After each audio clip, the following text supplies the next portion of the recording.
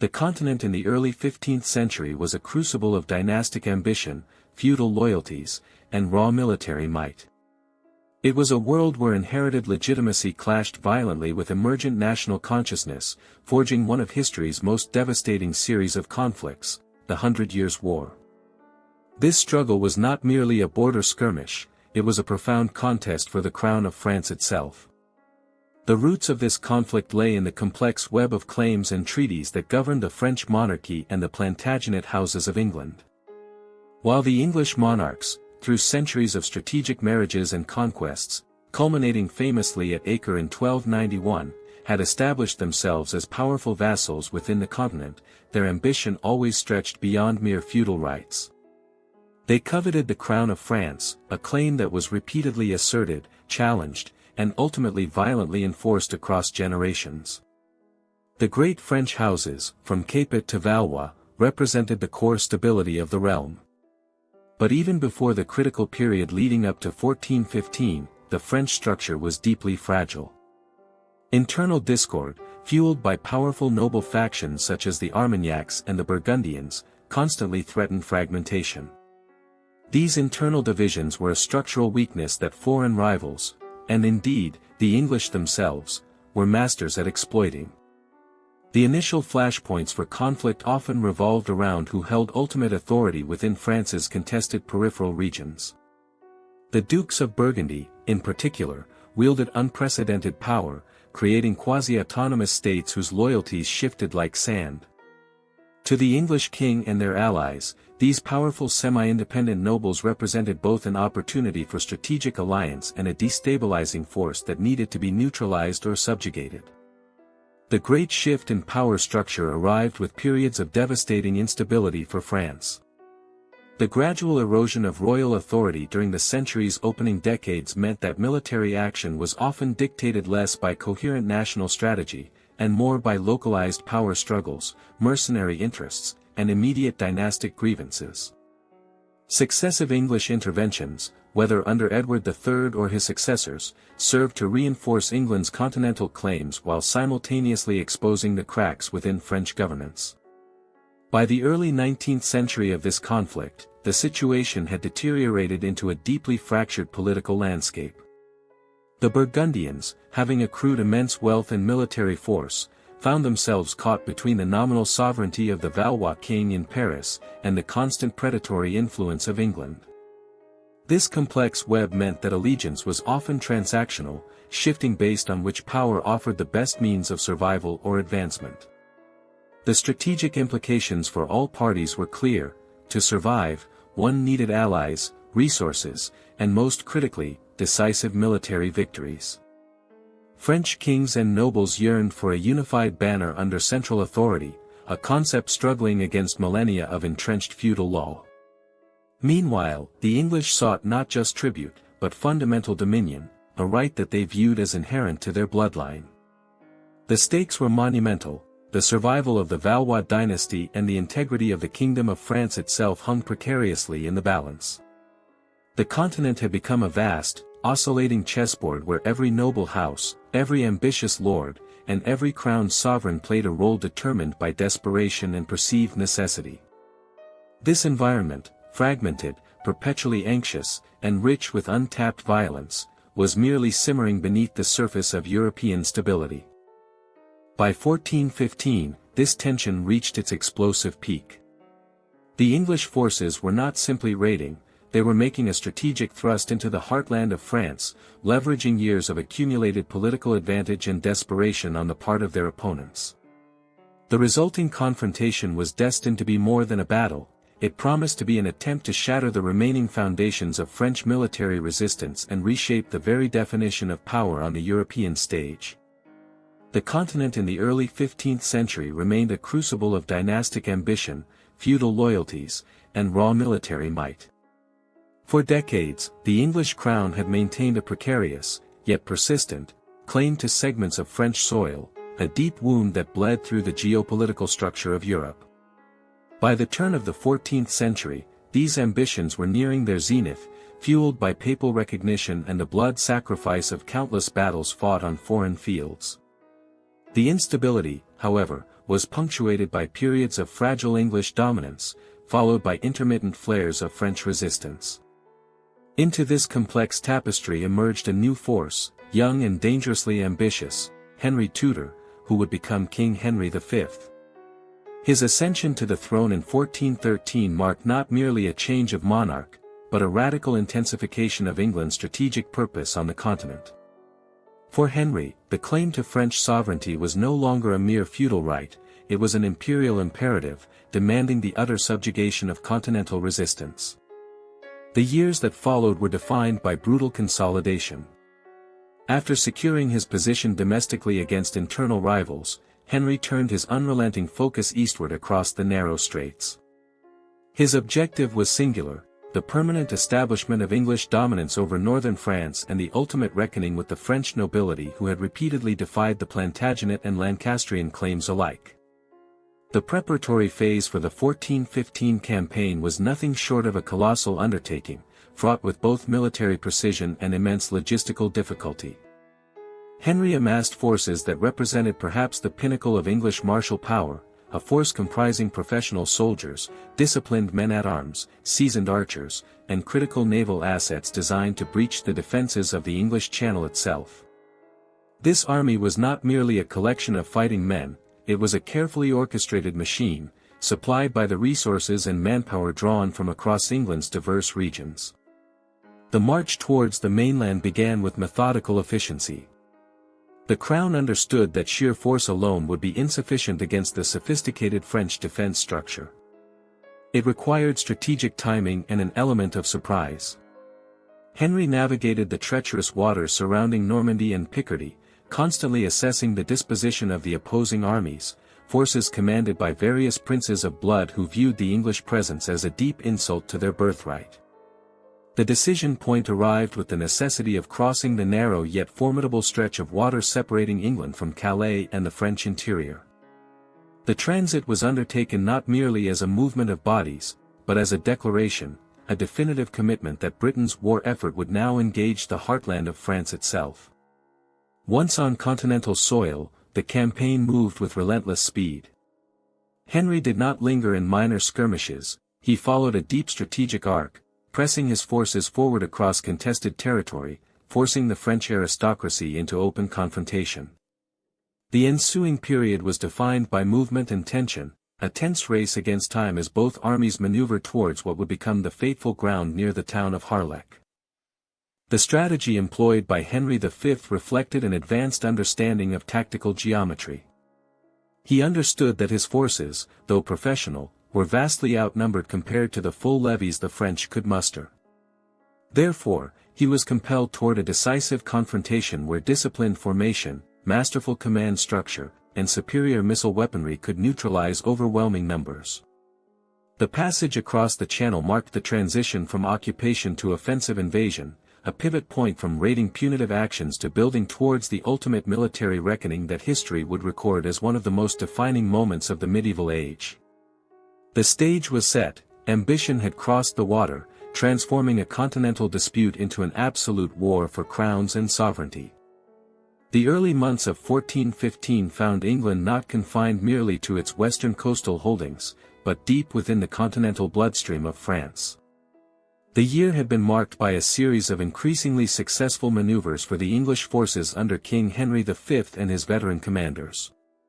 However, this success was purchased at an immense price, a brutal march through terrain that offered little succor, traversing counties held by French nobles whose allegiance remained brittle and perpetually contested. The army faced challenges far exceeding those posed in open battle, it was a siege of endurance against the very landscape. Their supply lines stretched thin, reliant on foraging parties often hampered by local resistance or depleted reserves. Logistics became, perhaps more acutely than combat, the defining feature of their campaign. From Calais and Rouen, the English marched westward, pushing deeper into Picardy and Artois, territories that were crucial staging grounds for any major operation against the French heartland. The strategy was not merely to defeat armies in open field, but to systematically neutralize power centers through siege warfare. The forces encountered resistance from various factions of the French nobility, notably those aligned with Duke Charles of Bourbon and Marshal Jean de Montaigu, all vying to maintain some semblance of national defense against the English king. These sieges were grueling exercises in patience and engineering prowess. Commanders employed disciplined formations, utilizing cannon, battering rams, and relentless manpower to reduce stone walls and barricaded towns. The process of consolidating control required a military occupation that bordered on brutal efficiency. Disease, malnutrition, and exhaustion began to wear down the cohesion of even the most hardened professional soldiers. Yet, amid this grinding attrition, Henry V proved himself not only a skilled battlefield tactician but also an iron-willed organizer. He faced constant pressure from within his own ranks, disagreements over strategy, over resource allocation, and over the quartermaster's often insufficient provision. As autumn turned toward its final weeks, the focus shifted inexorably eastward. The march gained a sense of desperate momentum. The cumulative effect of their deep penetration into French territory was twofold. It forced the fragmented loyalties of the continent to crystallize around singular opposition, and simultaneously, it allowed Henry V to execute his masterstroke of organization. By late October, the English army began its methodical gathering towards the strategic bottleneck that would become known as Agincourt. This movement was not merely a retreat toward a defensible position, it was a calculated consolidation designed to maximize defensive advantage while minimizing operational vulnerability. They gathered on high ground, in an area bordered by woodland and crucial communication routes. The sheer weight of material, the men-at-arms, the professional archers, the baggage trains, and the requisite siege weaponry that had been accumulated over weeks of relentless campaigning, demanded a final, concentrated point of deployment. The troops assembled there were not merely an assortment of mercenaries or hastily levied peasant militias. They represented a disciplined amalgamation, English yeomen, professional Scottish levies, veteran Gascon men-at-arms who had endured the arduous journey with them, and crucially, the renowned Welsh longbowmen. These forces, having weathered the logistical nightmare of the continental march and numerous engagements, were now stationed in proximity to each other, a concentration of martial talent and disciplined resolve waiting for the inevitable collision. The atmosphere was one of profound tension, a military machine humming with anticipation, poised at the threshold of history's final act. The weeks preceding October 25 were defined not by sweeping cavalry charges, nor by dramatic siege warfare, but by a grinding advance, a march dictated by logistics, exhaustion, and necessity. The English army, having navigated the tumultuous terrain of Picardy following their rapid success at Rouen, found itself approaching the fields near Agincourt. This was no battleground chosen haphazardly, it was a landscape that spoke to its impending role in human conflict. The first consideration for any field commander is always the ground beneath the feet. Upon reaching the locale, both armies were forced into a meticulous survey of their operational theater. The geography here proved decisive, almost predetermined by fate itself. The ground was not an open expanse designed for grand cavalry formations, but rather a deeply rutted, muddy ribbon of earth connecting strategic points. The recent passage of thousands of feet, both English and French, across the wet soil had churned the field into a boggy mire. Where horses were strongest, lanes remained relatively intact, yet these paths funneled all approaching forces into narrow corridors. The terrain acted as an accidental gauntlet, limiting maneuverability and forcing linear engagement rather than free-form battle lines. The timing was equally critical. By mid-October, the English army, though triumphant in spirit, bore the visible hallmarks of profound fatigue. Their campaign had been relentless, Harfleur, Rouen, and now this rapid push to confront the main French field forces. The men were marching on meager rations, their physical stamina significantly depleted. Conversely, the assembled French contingent, a host that was arguably numerically superior to the English force, had also endured a long withdrawal and reorganization following initial engagements. Morale amongst them was mixed, professional pride wrestled against logistical strain. It was in this crucible of exhausted men and restrictive terrain that the tactical assessment solidified for both sides. The commanders, recognizing the limitations imposed by nature, were compelled to settle into specific formations. The English position, expertly utilized by Henry V, reflected a profound understanding of defensive geometry. Instead of deploying a sprawling line across the available ground, a standard practice on firm soil, they chose a tactical concave formation. Their archers and men-at-arms occupied ground that offered maximum natural defense, flanked, slightly elevated, and backed by deep ditches that turned the approaches into funnel points. This placement negated the numerical superiority of their opponents while maximizing the effectiveness of specialized weaponry. Across the field, the French forces amassed a massive army, a testament to the depth of French resources and manpower. Their deployment was intended to crush through sheer mass. They were arrayed in a semicircular advance, presenting an overwhelming wall of pikes and men-at-arms. From the vantage point of observation, it was clear that the strategic advantage lay not with the force possessing more bodies, but with the force best positioned relative to its enemy's inevitable approach. The critical realization arrived as dusk approached on October 25. The battle would not be won by the deepest reservoir of manpower, but by the flawless execution of a localized tactical masterwork, a strategy calibrated precisely for mud, narrow roads, and an inability to deploy overwhelming force simultaneously. Both armies were locked into positions that suggested confrontation was inevitable, yet dictated that the first moves must be handled with agonizing patience. The ground itself had become the principal strategic weapon, determining who could survive the initial thrust of the engagement. The days preceding the 25th of October, 1415, reveal a landscape far more complex than the dramatic clashing of steel that history remembers. This period was defined by attrition, a methodical pressure exerted by logistics, exhaustion, and sheer strategic maneuvering. Following their passage through northern France, King Henry V's army had endured days of continuous march, an unrelenting test of both resolve and supply. The English forces moved slowly, burdened by the necessity of foraging and maintaining order within a multinational combat force composed of men from various regions, requiring careful management under the stress of prolonged campaigning. The French resistance, though splintered, remained potent. They occupied positions strategically along the roads leading toward the Seine, recognizing that their geography offered certain defensive advantages. As the English approached the area around Agincourt, a name derived perhaps from an older Gaulish settlement, the forces encountered varied concentrations of fighting men. It was not a single grand phalanx facing them, but rather a series of skirmishes and delaying actions orchestrated by localized French nobility attempting to stall the determined advance. The geography itself proved to be the most formidable element in this chapter. The battlefield upon which they would meet on the morning of October 25 was not an open plain, it was a muddy, narrow tract of land funneling movement toward the low ground near the Flemish road.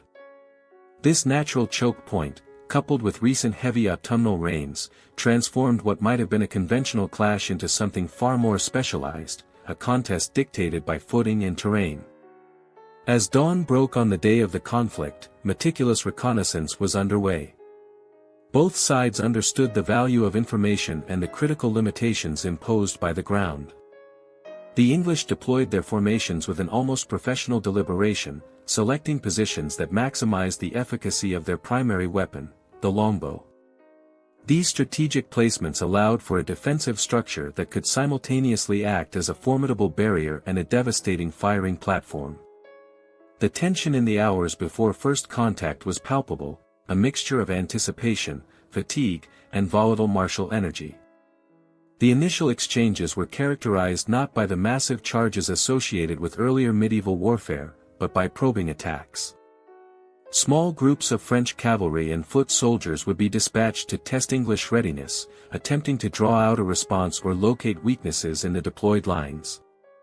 King Henry V himself maintained an observable proximity to the main body of men, a visible locus of authority necessary for maintaining cohesion amid mounting pressure. The discipline displayed by the archers at this time was nothing short of remarkable.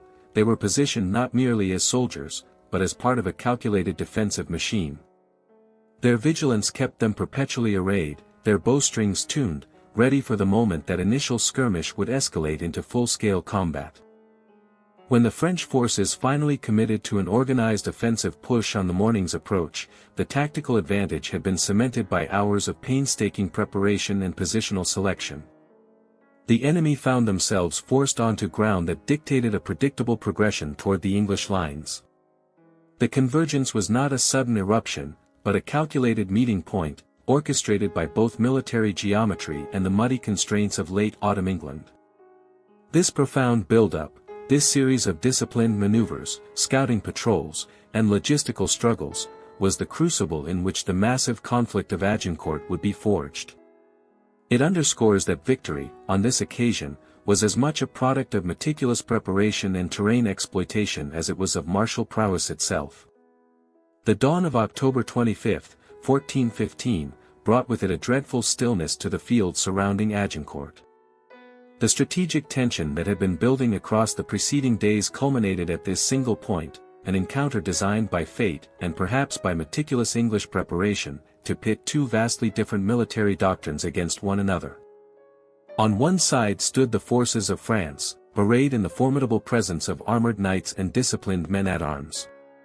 Their doctrine was predicated on overwhelming shock, the devastating momentum and force of a heavy charge designed to shatter an enemy line through sheer impact.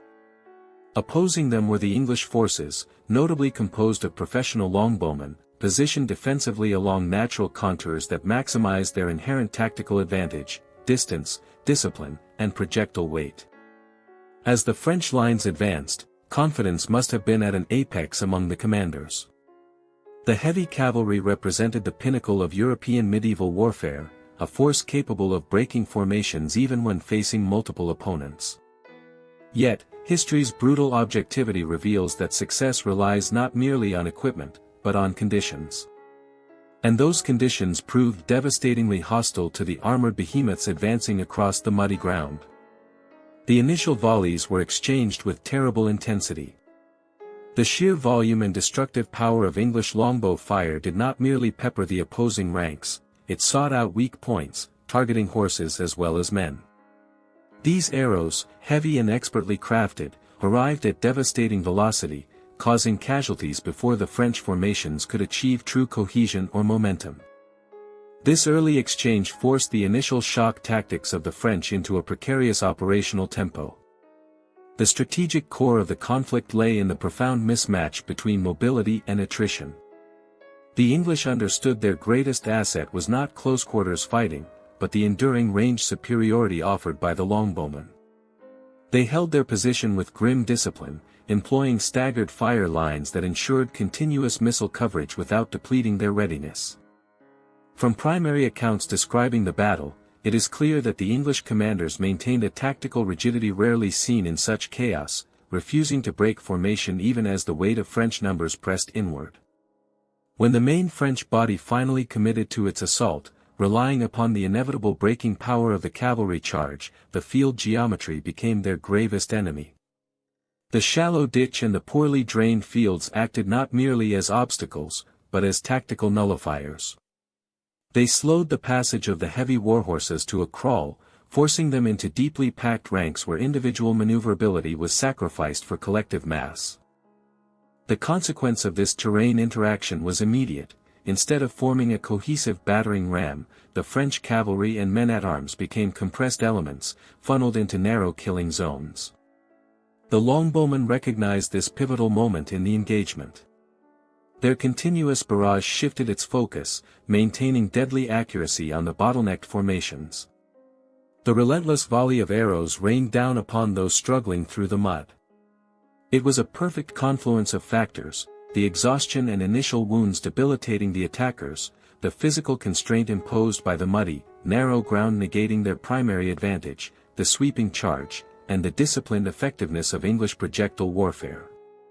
The fighting devolved from an open-field clash of arms into a desperate, agonizing struggle at close quarters, where numbers alone could not overcome the cumulative effect of sustained ranged violence and the debilitating resistance of the terrain itself.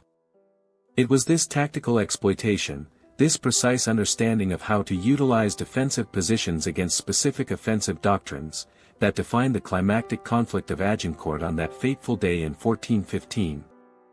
The moment of the collapse was not sudden, but rather a catastrophic unraveling, a brutal, desperate disintegration that unfolded over the intervening minutes. As the English longbow fire sustained its devastating rhythm, the once proud formations of French and Burgundian chivalry encountered an obstacle far more resilient and lethal than they had anticipated. The bottlenecked field, designed by fortune or perhaps by divine intervention, proved to be their undoing. The sheer density of the advancing French column, a massive accumulation of heavy cavalry, men-at-arms, and supporting infantry streaming forward from the north, forced them into a terrifying proximity with the English lines.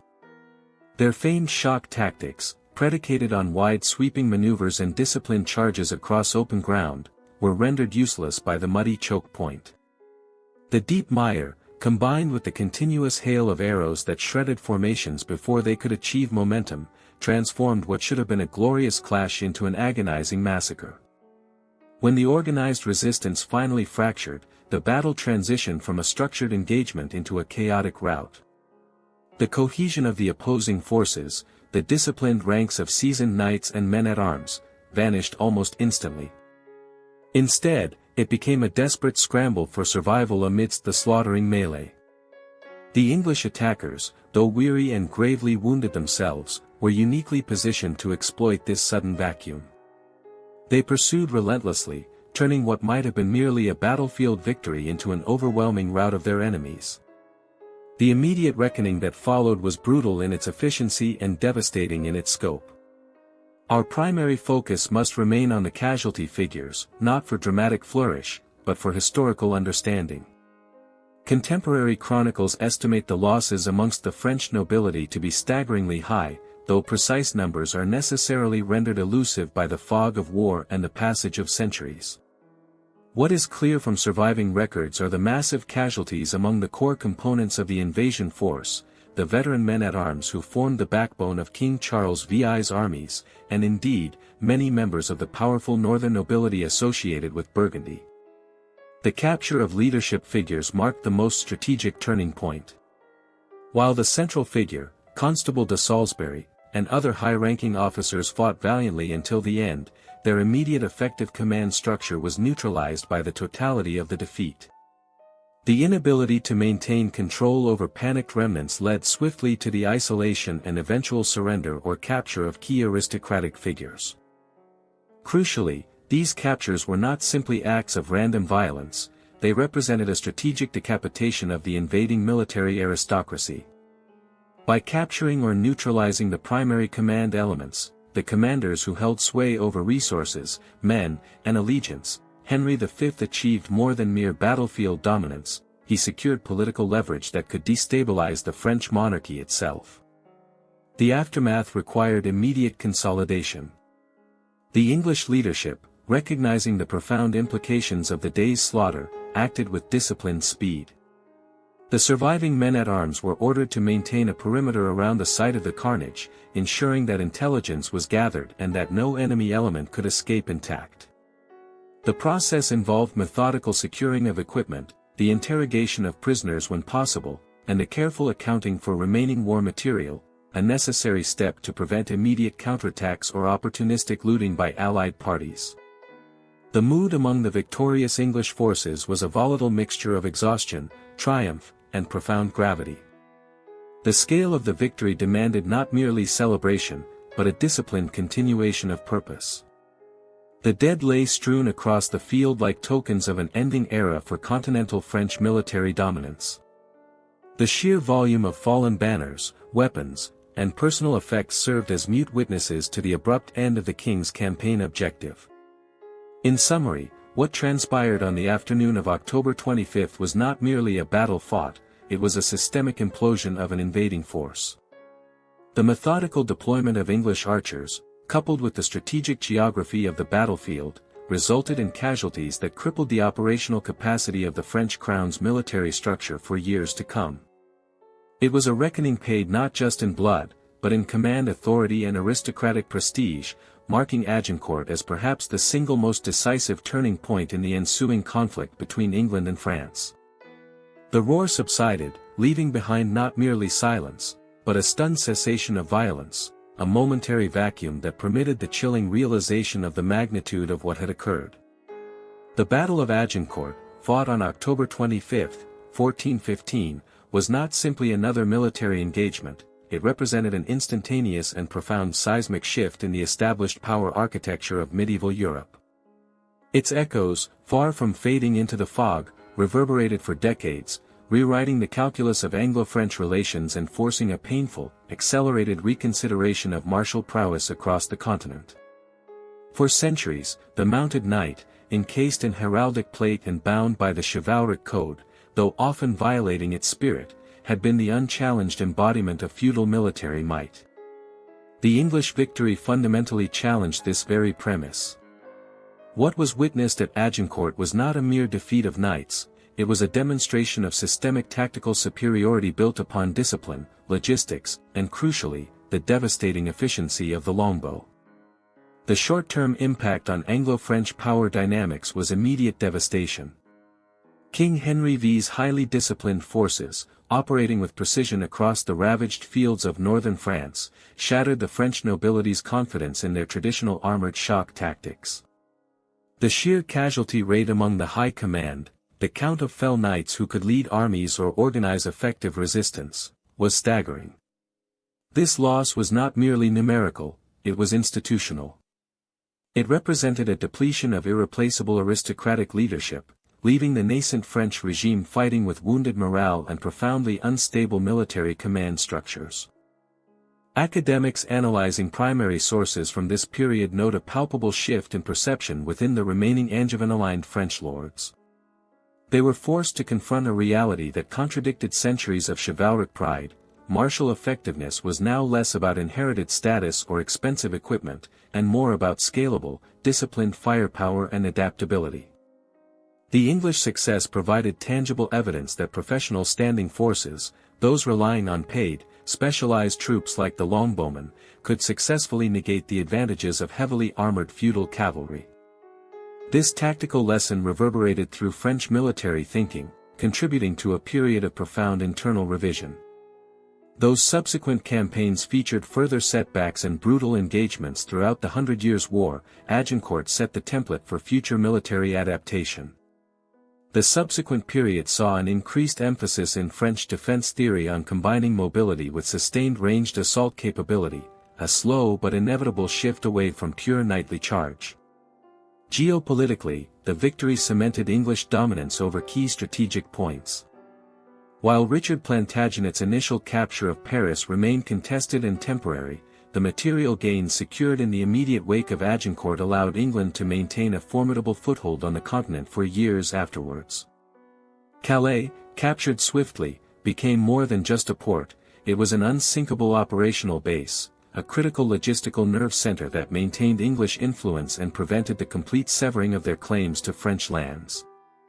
The short-term legacy thus unfolded into a protracted struggle defined by resilience against seemingly insurmountable odds. For England, Agincourt provided not merely a victory, but vital political momentum. It transformed them from occupying claimants into temporary masters of strategic northern France. For France, the shock was existential. It forced the French crown and its nobles to look beyond outdated chivalric ideals and begin the grueling process of reforming their military class structures, a painful transition that would ultimately define the evolution of state power in late medieval Europe. The field at Agincourt thus became less a battle site, and more an unintended crucible for the future development of modern warfare itself.